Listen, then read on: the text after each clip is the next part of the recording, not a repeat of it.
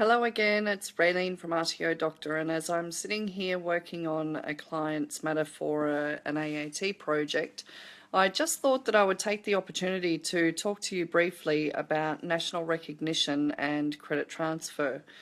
One of the most important issues that you need to remember as an RTO or training provider, generally speaking, is that when you issue a unit of competency or a qualification to a student, that record will follow them around everywhere they go.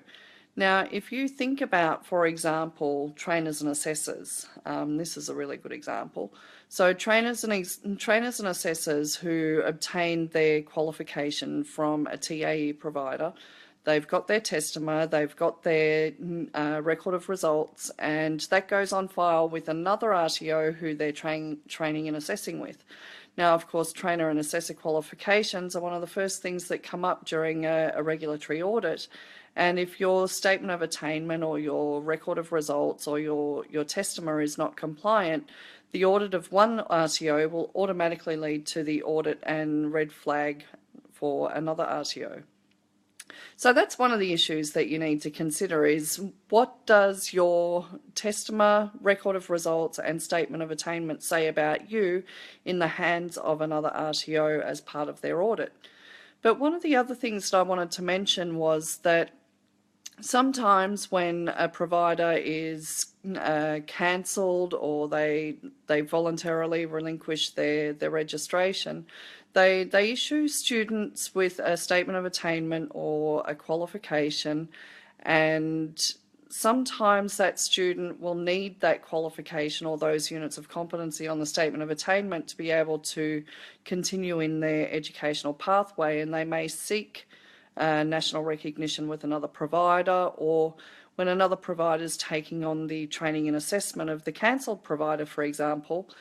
that new provider is obliged under the standards to recognise any prior training. So the student will come across with a statement of attainment,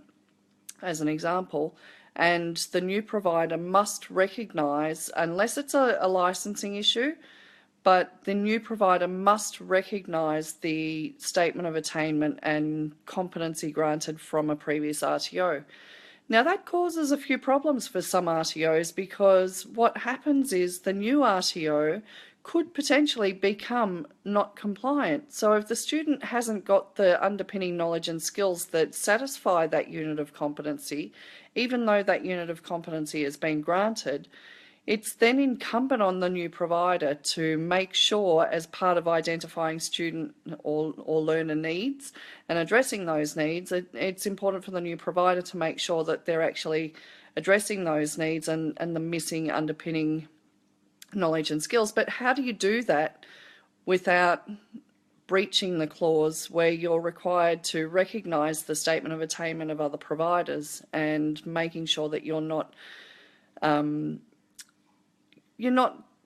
disadvantaging students by not recognising their prior learning? So it's a bit of a conundrum, and one that needs to be considered by all RTOs when they're taking on new students and accepting a statement of attainment.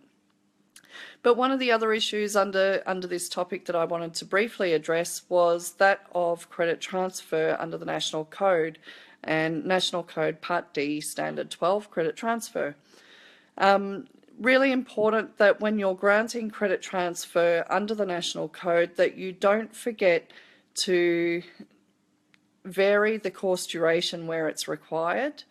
Many providers will grant credit transfer and forget to update the student's COE. Not to do so, of course, could be a breach of the National Code. So just a reminder there that for those of you who are recognising statements of attainment and qualifications of previous providers, just a reminder to not forget your obligations under the National Code and ESOS framework if you're a CRICOS provider, but also if you are granting a statement of attainment and competency and another provider has to take on those students in the future, just remember the problem that they could have in terms of recognising that student's prior learning. So it becomes a bit of an issue also when, for example, the student needs that unit to to progress in their educational pathways as entry requirements for qualifications, and it also leads us to potential non-compliance when another RTO is being audited. So there's your tip for the day on credit transfer and national recognition. Thanks very much for joining us, and we'll see you again soon. Bye for now.